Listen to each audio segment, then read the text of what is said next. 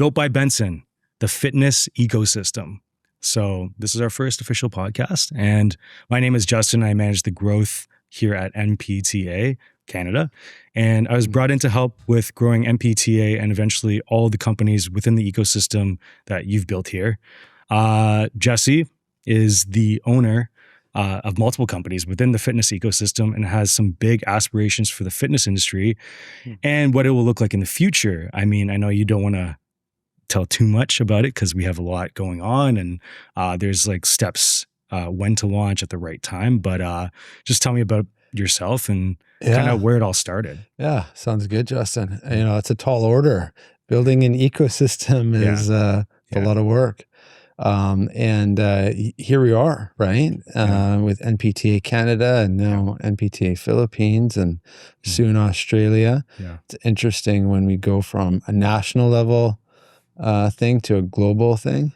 It's given us a lot more clarity, even on a local, macro level of community, because we've got that global kind of oversight, right? Like what's going on in the world right now? Like, where's the growth happening? Where's the opportunity happening?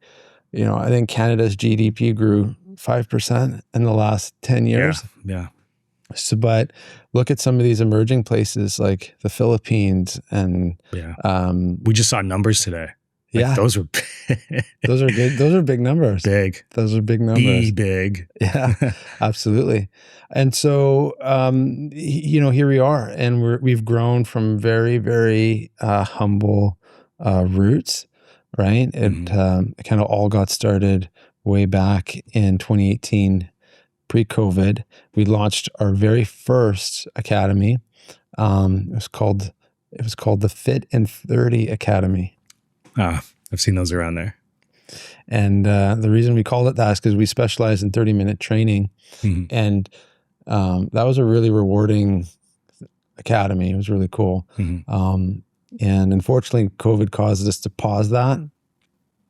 And post-COVID, when we had the opportunity to bring it back, that's when we were like, let's bring it back in a really meaningful way. And we did that, I think, in the last 2 years, given that we've grown to 500 something percent. So. Yeah. And I mean, I've seen in the gym, I've seen photos of you and I was like, God, does this guy compete? Like what, so what was going on with that? This has been in your life for a long time, right? And when you told me your age of those photos, like what? That's crazy. Yeah, okay, so this goes way back to when I was 13 years old. Yeah. And when my, at some point as a male, young guy, you need to kind of choose who your hero is going to be. And sometimes it's not always our dad, right? And that's when men have to make a decision, do we become our own heroes? And that was the path that I chose at a very young age of 13. But I'd have my, I'd have I don't know if you remember Big Shiny Tunes. Do you remember? Of course, I have them. Like 3. There's like 25. Okay, so Big Shiny Tunes 3, I'm putting that thing on. And I had no idea what I'm doing. I got old weights that I dug up from the shed. Yeah. And, just all the mirror muscles, right? So arms, chest, I think that was basically it. And I'm pumping away and I'm just working through, emotions. I'm working it out. Yeah. It's therapy essentially. Big time. And ultimately what I was doing without realizing it is I'm putting on armor and all the rest of it. But I'm trying to become the man of the house, right? So, and that obviously led to FITIN 30. There you go. That's exactly what happened. Yeah. Wicked. And when did FITIN 30 start? Like what age? What year and what age? Oh, okay. So now we're going all the way to about 2013, let's call it. Okay. And I'm working at Executive Lifestyles, Vancouver's very first and premier, like just look at the name, Executive Lifestyles. Yeah. So this is like Vancouver's first personal training gym, right? Wow. Because back in the day, PT was like a luxury, like, right? Everyone's property value went up 100K. Yeah. They're getting new cars, new girlfriends, new trainer. You just had to tell people you were a trainer, and that was it, right? Yeah. Our gym was 5,000 square feet at the time, and I kid you not, the floor capacity, like the cap, guess how many trainers are packing on the floor? I can't even imagine. Okay, so like 28 trainers plus clients. We were on top of each other. Like literally you'd have to make a deal. Like, I'm going to trade you the lat pull down machine for your chest press. And like, you go like this and be like, okay, let's switch. While they're with a client? Yeah. Like it was packed. Okay. Packed. And that's why I call it the golden era, the golden years of personal training. Yeah. And oddly enough, I think we're going back to that now because like gyms are closing. Like, you know, there's some gyms that are closing. There's some trainers that are, you know, there's a lot of trainers out there. Right. And I think part of the challenge right now is well, it's becoming somewhat of a luxury again, right? Yeah. Given that, what's a bag of groceries cost? It depends now, but especially in Vancouver, it's very expensive. Cost of living has gone up. Yeah. So personal training is somewhat of a luxury thing. We got to make it accessible, and that's what Fin30's done. Yeah. We've made it accessible. Yeah. But we got to, you know, it's a luxury thing again. But back in the day, it was so easy to get clients. Right. Everything's pumping, everything's booming. And it was a ton of fun. There were some really good trainers back in the day. And then I had this crazy idea. I was like early 20s. I did the math. I'm like, okay, I want a home, I want a car, I want to travel once a year. What's that going to cost? I'm like, oh, that's like, you know, that's going to cost me like 100 grand. And I was like, well, how do I make 100 grand? And so I did the math, and I failed every subject in high school, but I took, I'll never forget it. This is a story. I'll take a sheet of paper, a pen, and a calculator. Okay. And I'm like, I got to figure this out.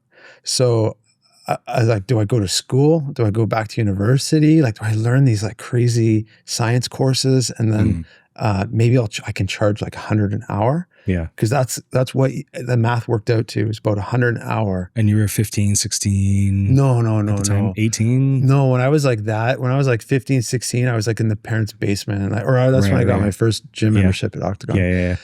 Now I'm like 22, 23. Okay. Yeah. 23. Yeah. And basically I figured it out. I went 30 minutes, 2 people, $25 each. Right. So that's $50 in half an hour. And then another 2 people, I'm like, that's $100 an hour. And I was like, the $1 million question at the time was like, would 2 strangers be willing to pay $25 each for a 30-minute session? And I talked to people. I talked to my mentor at the time. I talked to some other trainers. Everybody's shooting it down. It's not going to work. Like it's not enough time. People are going to be late. Strangers won't work out together, all this kind of stuff. And I'm like, I don't know. I'm like, I think it'll work. So I just did it. I got these like 2 clients together. I'm like, hey, I want to try this thing. And they loved it. And it was so much, we had fun. There's sweat everywhere. It was a great workout. And I'm like, would you guys be willing to pay, you know, half of what you're paying now and train, you know, double the, like, it's a no-brainer. Yeah. And it took off. So I started converting one by one, all my clients which was a bit of a bold move because, you know, taking clients that are paying you $50 and saying, no, I don't want, pay me 25. Yeah. Right. It's still a bit of a, you know, This is cool. I never knew this. Really? Yeah. You never told me. So that fit in 30 minutes or whatever. And it just took off. And I got super busy, fully booked. And then because I think you were sharing a story with me earlier where it's like, all we did was we just did one thing. I just made it 30 minutes. That's it. All I did. But because of that, everything had to evolve. Like the scheduling. We were like pen and paper back in the day. Right. I'm like, that isn't going to work. So I started doing I looked into the first digital, it's called Zolo. I don't know if you heard of Zolo. They were local. Yeah. They're a Vancouver company. Like, hey, like you guys have like online scheduling software. And I played around with it a ton and got it to work in a way where I was like, I think one of the first guys back in the day to actually make the scheduling client facing. Where it's like, I was willing to relinquish that control of like just saying, here's my availability. You book me when it works for you. That doesn't sound like anything today. Yeah. 2026, that doesn't sound like anything. But back in the day, that was like super innovative. So here I am, 24 years old, okay, $100 an hour. I'm skiing 4 days a week, living the PT dream. I'm working 25 hours all in, my billing, my scheduling, everything's taken care of. And it was awesome. It was awesome for the first year. And then it was not so awesome because I wasn't challenged, man. I got depressed and I was like, I don't know what I'm going to do. Like, do I just move back home? It was weird for me. But then I got what I guess was looking for, which was the next challenge. And that's when I opened up a studio. Because the gym owner was like, hey, I rent space here. You're taking up a lot of space. You got 2 people warming up. You got 2 people showering. You got 2 people on the floor. You know, I rent space. Your rent's going up. So every year he was just gently bumping up my rent. And I was paying $4,000 a month in rent. 3, 4. But it's a lot. And a lot of trainers today, they really stress about rent. And they shouldn't, because it kind of validates the model, right? Like if you can't afford rent, then you can't afford to be in the real world. So when I was at that $3,000, $4,000 mark, now it made sense for me to open up a gym. So I guess what we're talking about here is kind of like shedding a bit of light on, you know, what does that journey look like to gym ownership? Because every single trainer you talk to, what's your goal? What's your dream? I want to own a gym one day, but nobody knows, you know, what does that look like? What are the steps? You know, what does that journey thing look like? And I guess this is just a little bit of insight into what that actually will look like for people. Like I had saved up I'd saved up 90 grand and, even all my change and stuff, I rolled it all up. I got a little change machine. I had like $7 grand with like change. And I even dumped. It's a lot. It was. I got photos. I'll show you pictures of it. I got like just big piles of change I brought to the bank, and I bought all this equipment, signed my first lease. That was scary. Like sleepless nights, just stressed. Yeah, is that the same location? Yeah, well, this was on 8th and Cambie, so right across from Whole Foods. Okay. Maybe you saw maybe you saw the sign, but it was a small studio. It was like 900 square feet. Wow, tiny. That's tight. It was tiny. It was tiny. It was super tiny, and I was terrified. It looked like a dance studio, and I was like, no rubber on the floor. There was equipment, but it was like all functional. And I was terrified, like, are people going to like this? Yeah. But they loved it. Why? The women loved it because they were like, doesn't feel like a gym. Right. They're like, this feels like a studio. This is familiar to me. This is like when I was like going to dance as a kid, like, you know, the whole thing, personal training studio, right? I had track lighting. We had natural light coming in. We had like hardwood flooring, like white paint with mirrors. They're like, oh, this is a much more comfortable setting for me as a woman than this dungeon looking metal thing, right? which I like. Yeah. I do like that, but I guess it depends on the person, right? Yeah, we can talk about when we go to the Philippines, we can check out. Yeah. Apparently there's some really good dungeon gyms over there. Yeah. So when did you open up shop over here? Oh my goodness.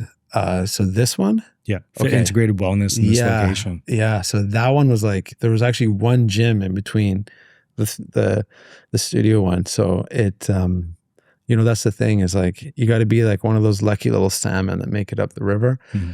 But so it was like a building just like the one we're in now. The first studio was a building like we're in the one we're in now. And then of course, Vancouver, it's getting knocked down in like 3 years. So I got to find us a new home. And then from there, I'm like, okay, it was 1,500 square feet, like bigger, right? That location? No, sorry. So this was on Cambie and 6th. Okay. Brand new building, retail, coffee shop next door, always for some reason. And $100 a foot, $15,000 a month rent for 1,500 square feet. Like that's scary to take that leap. So I don't know how to describe it. Well, today you have all these other companies as well. It's like putting a body part on the table. Yeah. And like, yeah. Every month before you got to pay. It's almost like this knife is coming down to hit you. It's stressful. Yeah. So now you have this location here downtown, new location that's been active for how long? How long has it been? 5 years? Yeah. And then through operating here in this gym, which is how big? 5,000, just under 5,000. And you're expanding as well. Like we're doing a full renovation, going to make it much bigger and street facing as well. And then there's also NPTA Canada.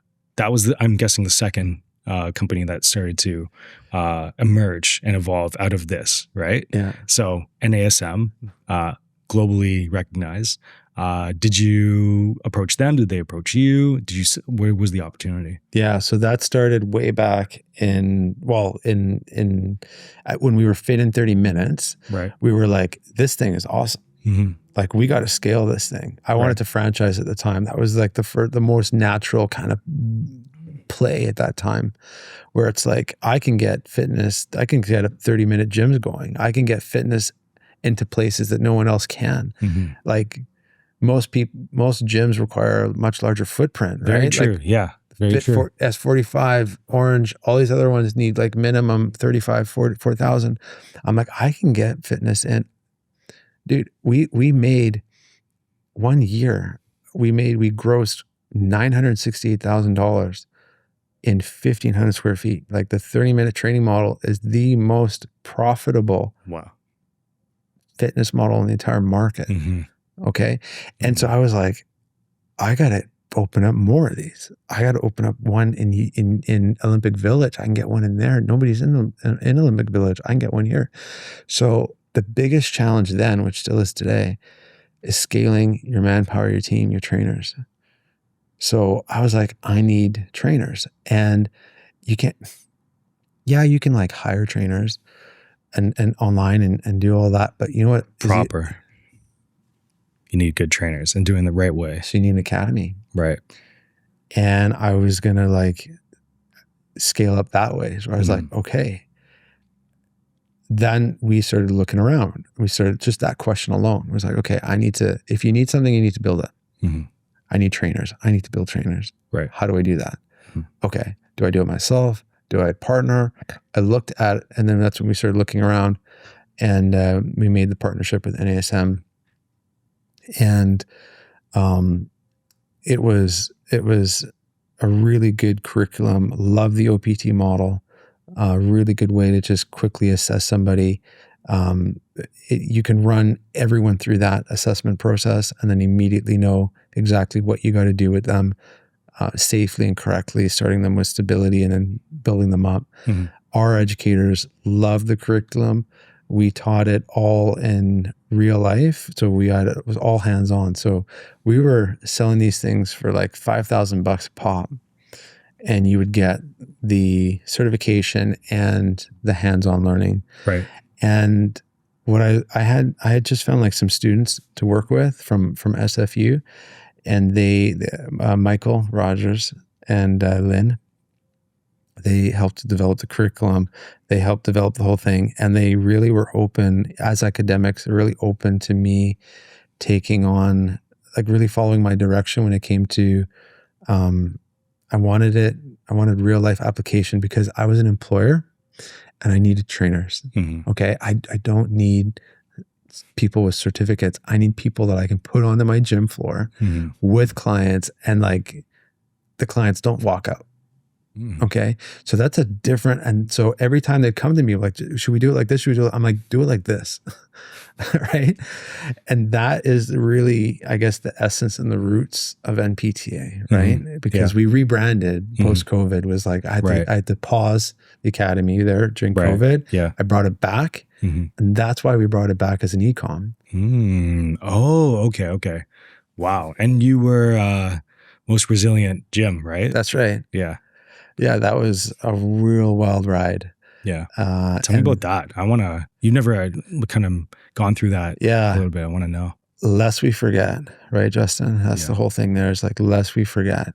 So, it's important that we talk about these things, even though COVID was, I don't know, like 4 years ago now?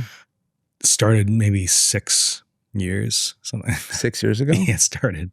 Oh, it started? No, it started even longer than that. In 2019. Yeah, at the end, I think I was a ground zero patient. I think I got it before it was even announced in December. You got it? Yeah, I'm pretty sure. Like, they didn't know how to test for it, but it was intense. It's scary. Yeah. Like, that's yeah.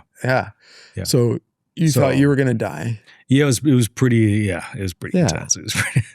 I had to put like blankets and clothing on corners in my place, so if I fainted, it didn't hit my head. It was so intense. Holy. It was pretty bad. But back on topic. But no, that's that is the topic. Yeah. But I mean, it's social distancing in a business that you have to interact one-on-one or be in a room with people. So yeah, that's tough. Well, so I'll never forget it.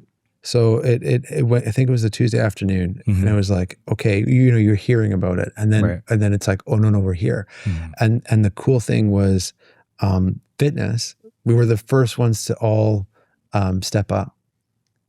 So out of all the businesses, fitness was like, we want to help, and that's the best thing about fitness, is like, what can we do? So the gyms were the first ones to voluntarily close. Wow. Yeah. Wow. For like, I think it was like, remember, it was like 2 weeks or whatever. Yeah. I think gyms correct me if I'm wrong, I think it was like 2 months. Gyms like voluntarily closed. We're like, we'll be the first ones to close. And so just to help. Wow. Right? That's pretty cool. Yeah. And so, immediately we were trying to figure this out. So what we did as a team, like one of the first things I did with my team, right? When everyone was terrified, it was like, can you touch a doorknob? Like, is grandma gonna, remember that? Yeah. Oh yeah. Yeah. Even like, you see like the emotion that comes up because it's still there. Yeah. And that's why it's important for us to talk about it. And I sat my entire team down and I said, okay, everybody, like, one at a time, what's the one thing you're going to contribute to this situation, right? And everyone said, like, my one thing I'm going to do is this. And we went around one by one by one. And when it was my turn, then I said, I'm going to be calm, right? As the lead on the team, it's all my responsibility. The clients, the trainers. I'm like, if I start freaking out, it's probably not going to be good, right? It's not going to help. So it is a bit of a superpower in those situations to just keep calm, right? That way we can kind of feel it out. Exactly. Yeah, properly, not let emotions take over, and look at logic, look at kind of the breakdown of what's actually going on. And yeah, I hear you. it's kind of a superpower, Mm-hmm. right? And so what we did, which was not my idea, but was pretty smart, was we actually went to a whole bunch of businesses, okay? A grocery store, a restaurant, all these places. There's a lot of smart people out there. So what we did was we took all the best ideas that we could find and we just brought it all in. So it was like, I really like what Best Buy did at their checkout. I really like what they did. Oh, okay. I see. Yeah. And I had a right-hand man at the time. And he was into, when he was younger, he built like a greenhouse for his, like, I don't know if it was like tomatoes or something, but he used this, like, like the film, like the plastic for that. Anyways, we built training. Okay. We won an award for this, or we got recognition for this. We had 0 touch points. Okay. From the moment you walked in the gym to the moment you walked out, we were like, it doesn't make sense if people are touching things. Yeah. So we had 0 touch points. You walk in, like the doors open, everything. You walk with your belongings to your training station pod. Okay. There's only some equipment in there. It's already been sanitized. You're in there, and then your trainer is either outside of the line, outside of your pod, or we had the trainers online. We had the trainers at home and the clients in the gym. And then when they were done, all one-way walkway out the back door, it was pretty cool. But of course, what was happening during COVID that made it really challenging was the constant pivoting, where you felt off kilter. It was like, okay, now the rule is right this, and now the rule's changing. Now it's 2 masks. Now it's, we got to have fewer people in the gym. So now it can only be trainers at the gym. The clients need to be at home. Like, it was like, wow. Not to mention the material costs too. Like, they mandated. Oh yeah. That's tough. Yeah. Very tough. Yeah. Wow. Yeah. Yeah. So it was a wild ride, but we were recognized as Canada's most resilient gym because not only did we survive, meaning there were no cases or traces, I didn't let go of a single trainer. We lost almost no clients throughout, and we expanded. So maybe the lesson there is just, as a leader, and I was sharing this the other day with Roger, where I told him, I said, if we just think about ourselves in those situations, our thought process is going to be totally different, right? Because the most logical thing at the time for me would have been like, well, I'm going to save my butt. Like, what makes the most sense for me? Like, okay, like this thing's sinking. Like, I'm just going to go over here and train my own clients, like make my whatever a month. And then you guys just, Yeah. But if you think about how you're going to get through that situation together, or as a team or a community, you can, like, look at the guy that had the idea about the training pods, right? And then this person and that person, and then we all work together. We can figure out ways to get through it. Well, you got through it. Yeah. You definitely did. And there's now a bunch of companies because of it, but also so many lessons that you take on to the next companies and next stages in your life. Like, I can see it. Like, a lot of things that you say now I kind of get where they come from a little bit. So it's a little bit more clear. So yeah, thanks for sharing. And so we have the Philippines as well, just recently expanded there. We have St. Albert in Alberta, a physical location there. So the Philippines one is the selling courses through NASM. So that's the same as NPTA. And then we have the St. Albert location, which is an actual physical gym. Same here in Vancouver. And then we have FITON as well. And I don't know how much you want to speak about that, because there's a lot of exciting things happening. We want to launch it at the right time as well. And we have your own brand as well. So you as your person and wanting to expand that. So where do you want to kind of touch on? Oh, whatever you think is I guess most interesting, or would speak most to this audience, or to our students or to our clients or to our community, to some of our peers in the industry. Like, happy to dive in. Yeah. So I would start with NPTA Canada and NPTA Philippines. Yeah. So selling those courses. Yeah. Like, what audiences, what do they need to know about the courses, and why should they take it, and who should take it? You know, like, what if you're a career changer, or if this was something you want to do your whole life, or like, who, and what does that look like? And then what are the problems after? Once you finish the course, you're kind of lost in the desert of, okay, now what kind of feeling, and what has been built in place after you complete the course that we can provide once we've identified that. Honestly, everyone should take it.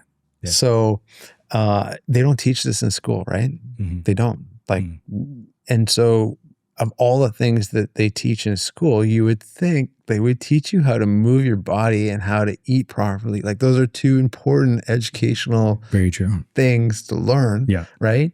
And it's not like just personal trainers need to know how to move their body and know how to eat properly. Like, we all do. And so this is like really valuable education. And what we're seeing more and more is like, people are starting to understand that they need to take their health into their own hands. And the best way to do that is to empower yourself through education. Yeah. So, okay, you're a mom and your son's in hockey. You want to know what to feed the kid. Like, do I feed him pasta? Like, I don't know. So, we're seeing a lot of mothers now who want to feed their families with proper nutrition, know what they're doing, taking the CNC, the Certified Nutrition Coach. Exactly. Right? Yeah. We've got dad who volunteers at soccer, right? He's doing the soccer team. Well, he wants to take the youth fitness. Yeah. Right? And then we've got Johnny, who's 19, high schooler. He's getting pumped up. He wants to do the CPT. Yeah. So the answer is everybody. Like, and we're even seeing like you mentioned, career shifters and stuff. So yeah, we get every single hybrid under the sun, right? We can get in. That's a topic we definitely need to get into. But just a fun one I want to take us on is like old people, elderly people. Like me. No, but like older people are doing it. Yeah, we're seeing that uptick. Right? Yeah. That's awesome. Yeah. How cool is that? Yeah, really cool. We got elders, right? Huge generation. Like, they're looking to get into it. Yeah, yeah. I'll give you one more reason. Biggest cost of a household. It's not the mortgage anymore. It's not the groceries anymore. It's the health bills. Is the biggest household expense. Wow. So that's what we're talking about here, right? Is taking our health into our own hands through education, right? So that like it's going to go somewhere. Yeah. Right? Yeah. We either put it into our education, into our food, into our fitness, or into the medical system. Yeah. What are some of the top courses that are mostly purchased, and what are the courses that you personally recommend based on your own preference that you think is you know what I mean? Great question, because there's a bunch, right? Yeah. And it's like there's a lot. There's a lot of courses. Every day I find one. I'm like, what? I didn't know we had this. Yeah. Great question. So you have your top three. Yeah. Right? You got your certified personal trainer. That's always going to be the biggest one. The second biggest one, and I think the one that's going to really take the lead here when we do a really good job, is the Certified Nutrition Coach. Yeah. That one is neck and neck. And I think we can both see the potential for it to even surpass. I totally agree. I mean, when you think about what was told to us years ago of what is healthy, and then they go today and say, oh, sorry, it's not. The things that are in our shelves at the grocery stores, the seed oils, everything that they didn't catch before, the certain dye, like all these different things. Like we thought that this was safe because it was past, right? So now we have to kind of teach ourselves and take things into our own hands and take care of ourselves, our family, and everything. And that's how you do that by knowledge and teaching yourself. And it's not even that expensive of a course when you look at the other courses, and it's something that is a base that everyone should have. Absolutely. Which that's why we say, like, with the Career Kickstarter bundle is like, it's CPT, CNC, non-negotiable. Like, yeah. And I say the same thing to trainers. I'll say, like, look, if you're becoming a trainer, back in the day, you could get away with just reps and sets, and not really go into the nutrition. But today, like, the consumer is educated. They see all the stuff on their phones. Like, you need to know your nutrition. Non-negotiable, CPT, CNC. Yeah. From there, we come to a fork in the road. We either go specialized or wellness. Specialized, we're looking at corrective exercise, form, deeper understanding of bones, tissues, movement, and sports applications, and more specialized. Or wellness, where we're getting into, more coaching, more wellness coaching, more behavioral change, more women's health, that kind of stuff. And interestingly enough, NASM's roots was actually, I don't know if we and I talked about this, as a wellness thing. It was actually developed at its roots as a wellness thing. I find it interesting because then they went more specialized, more sports. I see. And then now they're coming, and then they introduced the nutrition, and that brought them back to wellness. Oh, it's new. Relatively new. Yeah. And now there's still this gap where it's like, okay, are we sports? Because sports is a universal language. So that's why it's expanding so rapidly internationally. Right. And so they want to get into Olympics and all this kind of stuff because they can introduce it through that channel, right? But wellness is the big one. Like, wellness is the new universal language. I agree. Right? I agree. And so it's really going to come down to how we deliver that. Yeah. And there's a huge gap there. And NPTA there is some competition here, but NPTA, that's what we're going to work towards in filling that gap. Yeah. Right. Now, NASM has a lot of really good wellness products. One in particular is the behavioral change. At the end of the day, it's just changing habits. It's just a big laundry list of habits we need to change. We should have behavioral change. Yeah, I agree. And just to be clear, so for people who don't know, there isn't a difference of the courses that we sell from NASM and NPTA. We sell NASM in Canada, their courses. So some people do get confused with all that. And we support and have a partnership with them to push that. What we find is, okay, I want to change my career. I want to do a side hustle. I want to just teach myself. I get excited, and I take these courses, and then I finish it, and I'm like, okay, now what? Like, what do I do? And we found that that's a roadblock into the next stage of post exam, and once you pass.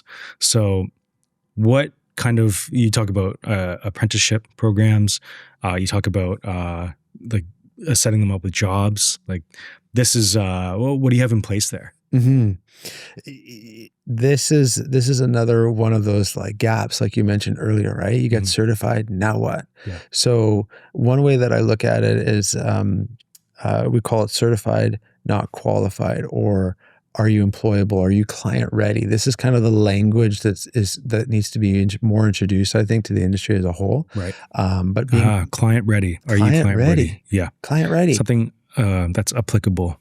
Right. Yeah. So you walk into your first day at work. You walk into the job. You walk into a gym. Are you client ready? Yeah. Like that means any client, right? Like. Are you ready to you can give me a client, doesn't matter the age, the fitness level, doesn't matter the injury, like boom, I got this client. That's going to take sets and reps. That's going to take experience. That's going to take a little bit of time. And that is well worth the investment. And then from there, your options are somewhat limited, right? Because what are you going to do? Where are you going to get this experience from? How are you going to get experience? Right. y- Fortunately, NPTA has an amazing apprenticeship program where you get 40 hours of real life client hands-on experience. We don't do it any other way. We don't play pretend. Yeah. We don't say, okay, we're going to pretend you're the trainer. We're going to pretend you're the client. We're going to pretend he's got an injury. We're going to pretend she's 80 years old. What good is that? Right? We are like, best way to learn as a trainer, my opinion, throw you in the fire. Yeah. Fail fast. You'll learn super quick. And it's authentic as well. You're growing with the client as well. So I think it's a great idea. And it's a huge gap that you're filling. Honestly, trainers shine. You throw them in the fire. That's a trainer. Yeah. And you know, the clients, it's a safe environment to fail. So the clients are fully on board. They understand, you know, they're supportive as well. They'll provide feedback. Like honestly, your best teacher is the client. Like if you want, there's no rule that says you can't ask. Like that's my tip of the day is like at the end of each training session, ask for feedback from the client, honest, brutal feedback. And there you go. Right? Yeah. Now you can improve on it. And it could be anything. In fact, what trainers don't realize is that they actually get feedback every single session. They just don't realize it. It's how the client responds at the end of the session. Yeah. What did they say? Did they say, thank you? Okay. See you on Monday. There's some emotional intelligence involved. But if we just tune into that, just even, you know, I heard something the other, oh man, you have people crying at you after, hugging you. It's saying, a therapy session. Thank you for that gift. Yeah. Could be something that they say after the end of that session. They're trying to release. I saw a really nice one the other day. I wish I can remember it, but you get the idea, right? Yeah, of course. Like high five, thank you. Yeah. Right? Like all that's feedback. Yeah. And so having those types of products, or I guess the courses, then we have, are there any other things that you're looking to sell currently or in the future? So we're talking about equipment, merchandise, like training products, like that kind of stuff. What's for sale? Yeah. Well, I mean, because does it start with courses and end with courses? So we've established, okay, it starts with courses and it's migrated into the apprenticeship on hands-on. So now we're creating this ecosystem, right? Of like, it's not just one shot and then go into the wild. The same thing as, I guess, education for schools is kind of the same thing. Like there isn't this, I mean, there is set up programs for after education as well. And that's what is kind of missing a little bit. So yeah.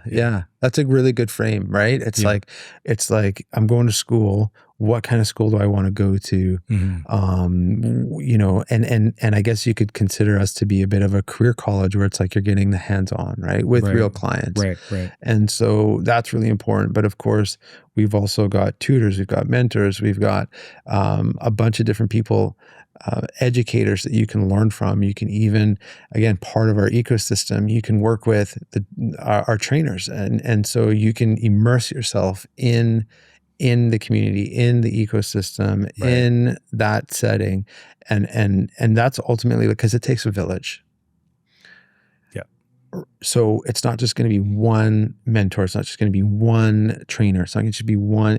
You need to come into a community where you can learn off a bunch of different people, take all the good things, hopefully none of the bad habits, and then you put it all together and you create your own unique style, right? Of coaching, training, and nutrition. Right.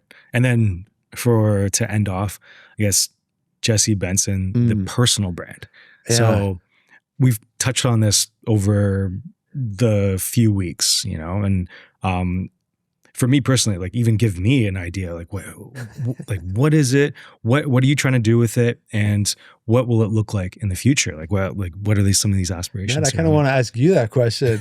Be like, you tell me, because you know, we're still trying to figure that out. And I think today is a really cool exercise. You know, I think we're getting closer and closer to like what that is. And it's going to start, you know, coming more and more clear. But if we get it right, what's going to happen is it's going to impact a lot of lives, right? It's going to empower a lot of trainers. And if we do that, then they're going to impact an average of 500 lives over their career.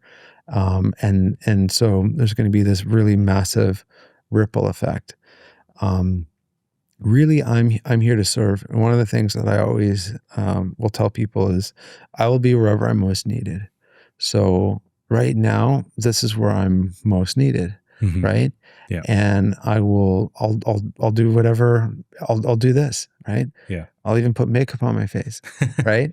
I'll do whatever I have to do in order to help serve people.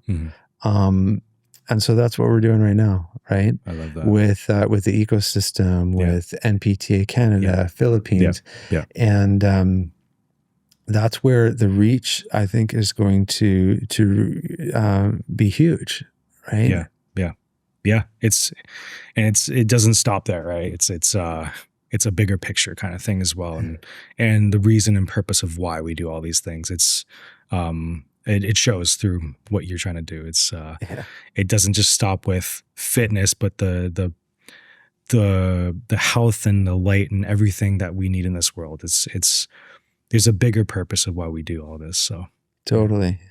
Yeah. Well, thank you, Justin, honestly, because would not be able to do it otherwise. So grateful to be here, grateful to do this with you and the podcast. And it's a ton of fun. This is great. Yeah. And then this is a great first episode, just kind of covering the basics in your journey. I mean, for me, even personally, like I didn't know a lot. I learned a lot because I didn't know the journey, the FITIN 30, like the struggles or just the start of 13, like doing all that. Like that was good clarity, and actually where I can apply a lot of what you're trying to do in the future now, today, from that journey. Now, a lot of things kind of make sense now to me because of that experience that you did. Even like, I don't know if you want to touch on unlimited, but like things like that. Maybe that's episode 2. Yeah.